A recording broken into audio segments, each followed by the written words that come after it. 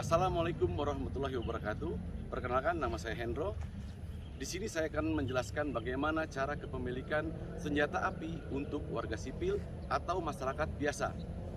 Menurut Peraturan Kepolisian Negara Republik Indonesia Nomor 1 Tahun 2022 tentang perizinan dan pengawasan dan pengendalian senjata api, maka cara kepemilikan senjata api untuk warga sipil itu terbagi menjadi dua cara.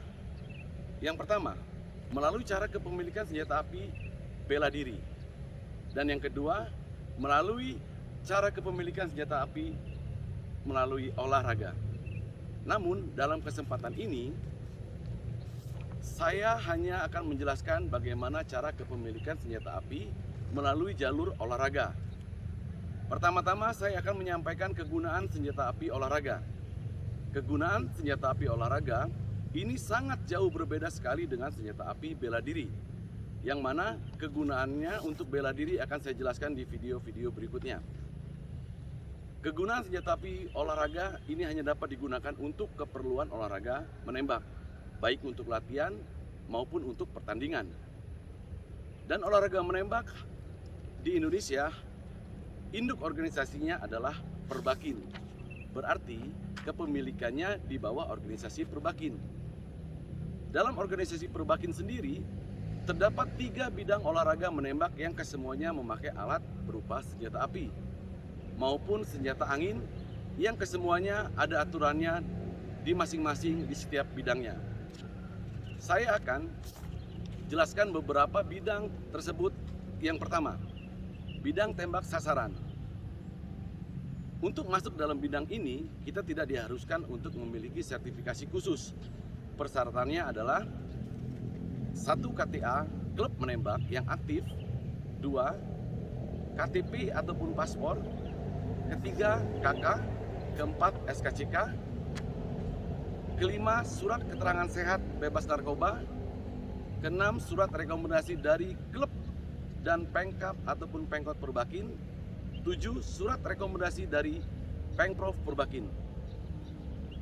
Setelah semua syarat telah terpenuhi dan PB Perbakin sudah mengeluarkan KTA, TS ataupun tembak sasaran, dan yang bersangkutan telah berlatih dan sering mengikuti pertandingan ataupun perlombaan minimal 3 kali kompetisi daerah maupun nasional dan sudah dapat dikategorikan atlet menembak, maka baru bisa mengajukan kepemilikan senjata. Dan senjata apa saja yang tergolong dalam bidang tembak sasaran yang dapat dimiliki oleh atlet menembak tembak sasaran? 1. Free pistol kaliber 22 LR. 2. Sport pistol kaliber 22 LR. 3. Standar pistol kaliber 22 LR. 4. Rapid fire pistol kaliber 22 shot. 5. Small bore rifle kaliber 22 LR. 6. Sket 12 GA. 7. Trap 12 GA. 8. Air rifle ataupun senapan angin kaliber 4,5 mm. 9. Pistol angin kaliber 4,5 mm atau air pistol. Selanjutnya, yang kedua, bidang berburu. Untuk bidang berburu, ini berbeda dengan tembak sasaran. Karena di bidang berburu, masuk ke dalam bidang ini harus mengikuti Plastar menembak, berburu, dan bersertifikasi kelulusan. Bagaimana caranya untuk bisa mengikuti Plastar berburu? Yang pastinya telah menjadi anggota klub menembak dan melaporkan kepada bidang berburu di klub menembak masing-masing bahwasannya Anda akan mengikuti Plastar tersebut. Dikarenakan pengadaan Plastar tidak semuanya Pengprov dapat melaksanakannya, dikarenakan jumlah peserta dan kendala lainnya.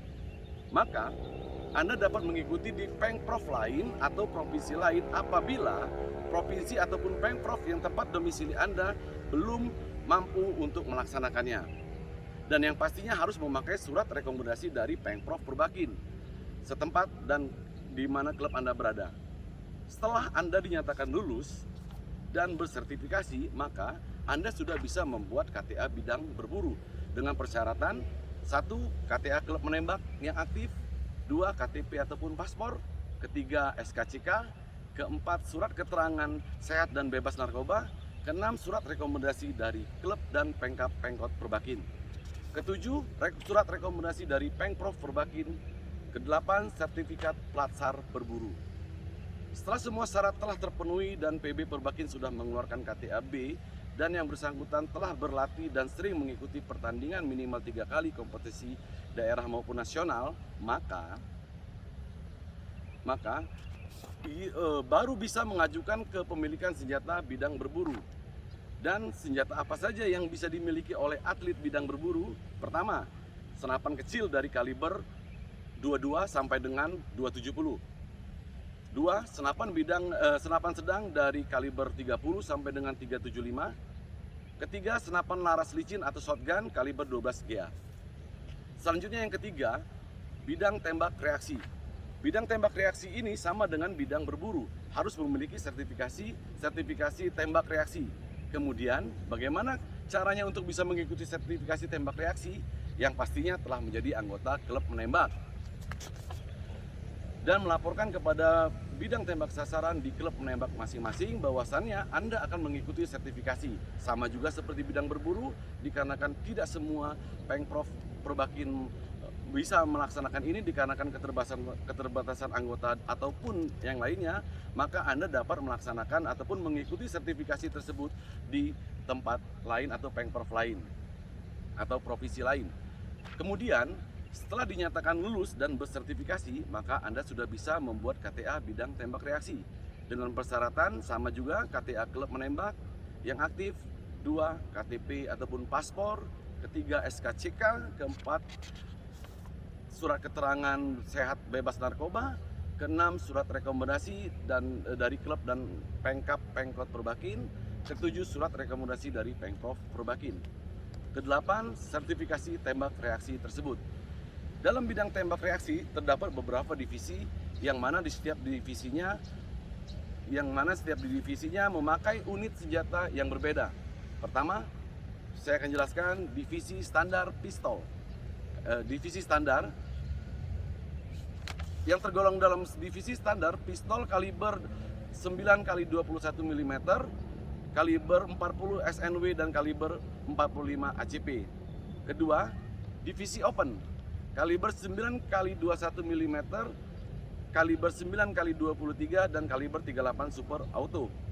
Ketiga, divisi production kaliber 9x19 dan kaliber 9x21 mm. Keempat, divisi revolver kaliber 38 spesial, kaliber 357 Magnum dan kaliber 40 SNW. Demikianlah penjelasan dari saya, semoga bermanfaat. Sekian dari saya. Wassalamualaikum warahmatullahi wabarakatuh. Salam olahraga.